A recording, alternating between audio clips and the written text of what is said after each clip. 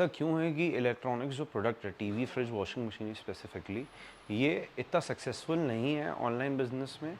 और लोग क्यों अवॉइड करते हैं सेल करना, और कस्टमर को क्यों अवॉइड करना चाहिए खरीदना, आज हम इसके बारे में बात करेंगे। नमस्ते एवरीवन, वेलकम टू अनबॉक्सिंग राज। मेरा नाम है गिरिराज।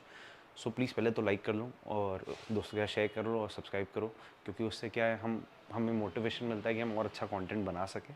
सो बेसिकली होता क्या है, अगर आप देखेंगे ना तो ई कॉमर्स में ना, एक तो पहली बात, प्रोडक्ट सस्ते नहीं होते हैं। ऐसा इमेज क्रिएट किया जाता है या कुछ प्रोडक्ट को सस्ते में बेचा जाता है। अब उससे होता क्या है पता है, दो चीज़ होती है।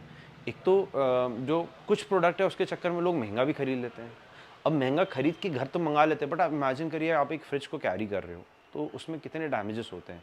आज हम एक जनरल कुछ छोटा सा पार्सल भी भेजते हैं ना, तो उसको बहुत प्रोटेक्ट करके भेजते हैं। तो इतने बड़े प्रोडक्ट में ना ये प्रोटेक्शन नहीं कर पाते, कुछ ना कुछ प्रोडक्ट में डैमेज होता है, बाद में कस्टमर फेस करता है जो प्रॉब्लम होती है। ये एक बहुत बड़ा पॉइंट है। और दूसरा, उसके ऊपर जो कॉस्टिंग होती है वो इतनी हैवी हो जाती है। इसके पहले मैंने कुछ वीडियोस अलग अलग पार्ट में बनाए हैं इसके बारे में, बट मैं एक सम अप वीडियो बनाना चाहता हूँ। बेसिकली होता क्या है, अब अगर एक सेलर होता है तो सेलर को बहुत सारी कॉस्ट पे करनी पड़ती है। जैसे शिपिंग कॉस्ट होती है, उसका जीएसटी होता है शिपिंग कॉस्ट का, फिर उसकी मार्जिन के ऊपर उसको जीएसटी लगाना पड़ता है। उसके बाद पैरेलली जो आपका उनको कमीशन देते हैं उस पर जीएसटी लगाना पड़ता है, और कई बार कुछ हिडन चार्जेस होते हैं और वो एक्सपेक्ट करता है ये प्रोडक्ट रिटर्न आ रहा है तो उसके भी चार्जेस होते हैं। तो इससे क्या होता है, डाउन द लाइन जब कोई भी सेलर देखता है तो उसको लॉस हो जाता है उस प्रोडक्ट में। वही अगर वो होलसेल या रिटेल में बेचता है तो उसको काफ़ी प्रॉफिटेबल प्राइस में मिलता है और पेमेंट रोटेशन भी अच्छा होता है उसका।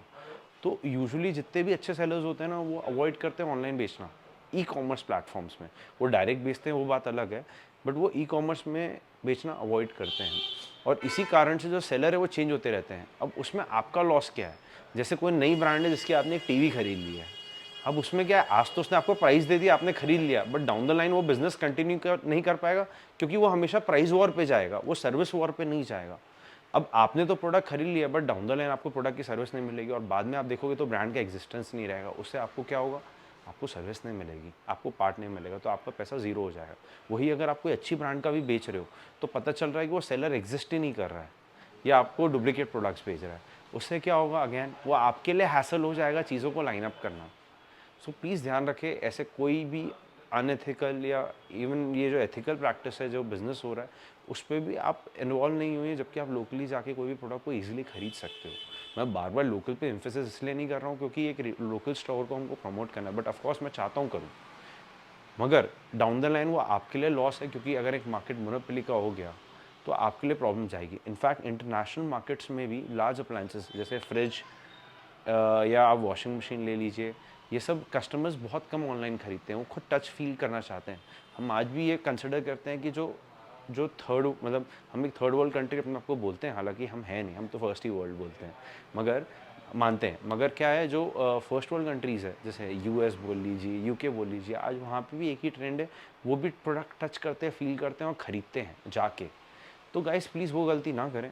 कोशिश करिए आप जाइए, आपके नियर बाय स्टोर में जाइए या जहाँ आपको कंफर्टेबल होता है वहाँ जाके खरीदिए। अननेसेसरी रिस्क मत लीजिए। आप मेहनत से कमाते हैं, आप पैसे बचाते हैं, और ये प्रोडक्ट लास्ट करने के लिए बनाए। ये शायद मोबाइल नहीं है कि आप 2 साल या 1 साल यूज़ करके फेंक दोगे। तो प्लीज़ अपने पैसे बर्बाद ना करें। कोशिश करिए कि आप लोकल मार्केट में जाके प्रोडक्ट खरीदिए, क्योंकि यहाँ जहाँ एक सेलर की सस्टेनेबिलिटी नहीं है, वहाँ कोई भरोसा नहीं है कि आपको कल सर्विस या वारंटी की सस्टेनेबिलिटी भी रहे।